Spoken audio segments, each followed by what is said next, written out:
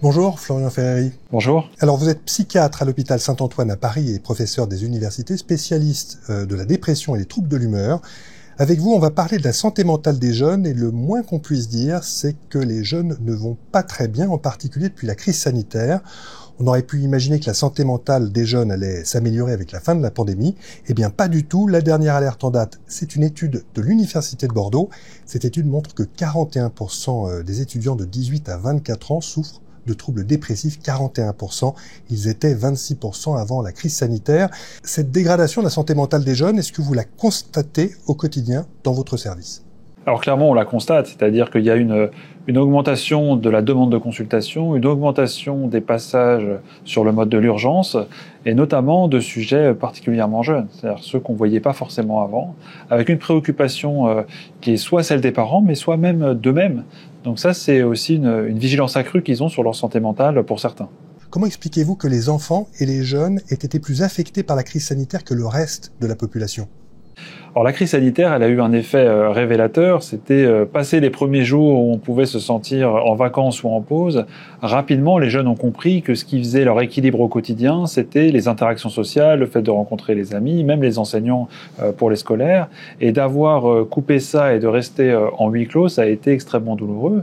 Et en plus des interactions sociales, il y avait aussi la baisse de l'activité physique, de ce qui fait qu'on est en pleine forme physique et mentale.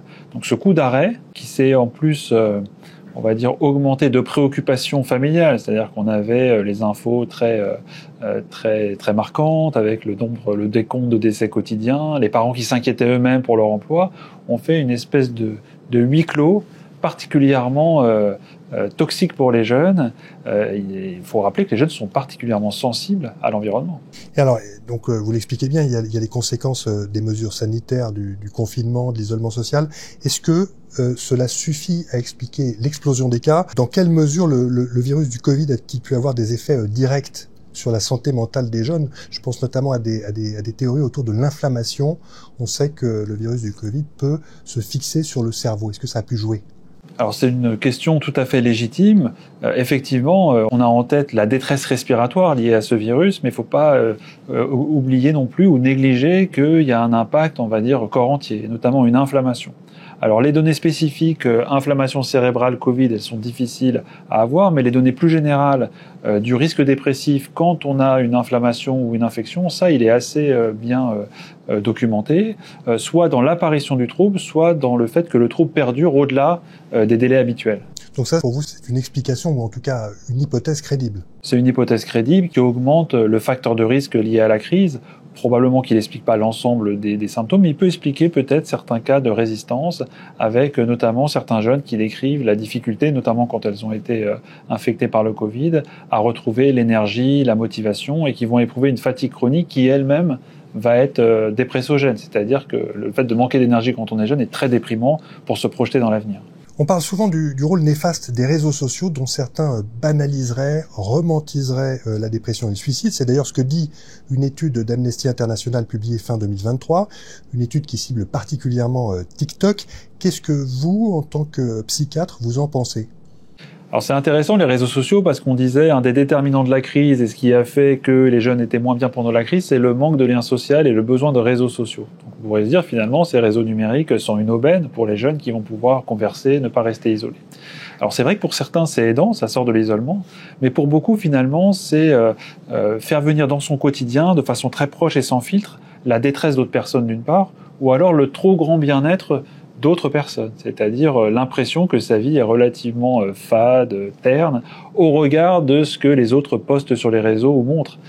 Donc ça, c'est sûr que c'est difficile pour un jeune de réussir à se calibrer. Il a à la fois des informations négatives ou alors des informations trop positives et lui, il se retrouve dans un entre-deux bien difficile à ajuster pour lui. Il y a aussi cette dimension, la mélancolie, c'est romantique. Alors ça, effectivement, le terme de mélancolie, de dépression peut prendre différents sens et malheureusement, il y a un sens poétique à la mélancolie, un sens de souffrance légitime en quelque sorte, qui finalement peut contaminer certains propos et finalement envahir l'espace individuel du sujet qui peut-être n'aurait pas eu d'idée dépressive ou suicidaires et qu'il y en a parce qu'en regard à un groupe d'individus auquel il s'identifie ou à un modèle connu, il va commencer à se dire que finalement, face à l'adversité, c'est peut-être pas une mauvaise solution. Alors bien sûr que c'est une mauvaise solution, mais il va se le dire en tout cas.